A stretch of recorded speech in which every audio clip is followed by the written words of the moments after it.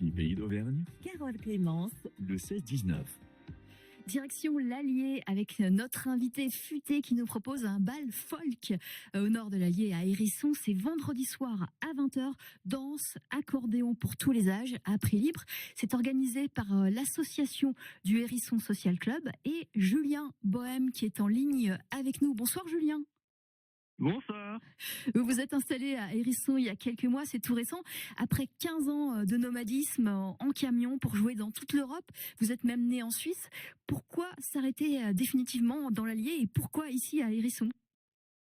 Waouh.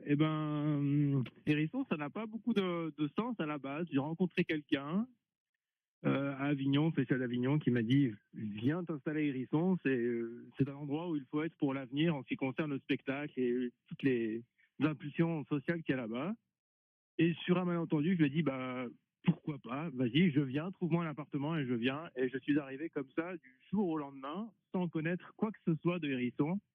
Et quelle belle surprise. Oui, voilà. J'imagine que vous avez été surpris.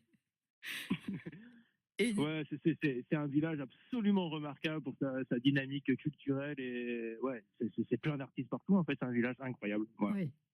Oui. Et justement, l'accordéon à Hérisson, en Auvergne, l'accordéon, c'est important. Vous avez appris l'accordéon justement en Auvergne, alors que vous n'êtes pas auvergnat à la base. Oui, carrément.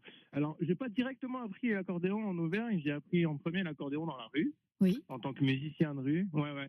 Et puis, un beau jour, j'ai eu la chance d'être pris au cinéma, qui est une grosse école d'accordéon en Auvergne, à côté de la Bourboule, à Saint-Sauveur d'Auvergne. Et j'ai eu l'énorme chance d'être pris là-bas en tant que stagiaire pendant 1 an. Et j'ai appris la théorie et la lecture de notes et tout ça dans cette école-là. Ouais, c'était une belle opportunité dans ma vie. Pendant 1 an, j'ai fait que ça. Là. Ouais. Et maintenant, vous êtes installé en Auvergne. Vous faites du bal folk. Alors, quelle est la définition de bal folk ? On pense à bal musette, mais c'est pas ça. Hein. C'est pas tout à fait ça. Ouais. Alors à l'origine, c'est un peu la même chose. On va dire le bal musette au début, c'est des Auvergnats qui sont montés avec un instrument qui s'appelle le musette, qui est une sorte de cornemuse. Ils sont montés à Paris. Faire du bal et c'est devenu le bal musette, voilà, où on y danse le tango musette, la valse musette et des choses comme ça, bon. Et ces Auvergnats-là, ils sont partis avec des chansons à eux qui venaient du bal trad. Et le bal trad, enfin le bal folk, à la différence du musette, c'est que le bal trad, c'est des chansons, c'est des danses qu'on danse dans les villages depuis la nuit de temps et qu'on entretient comme une culture qui se passe de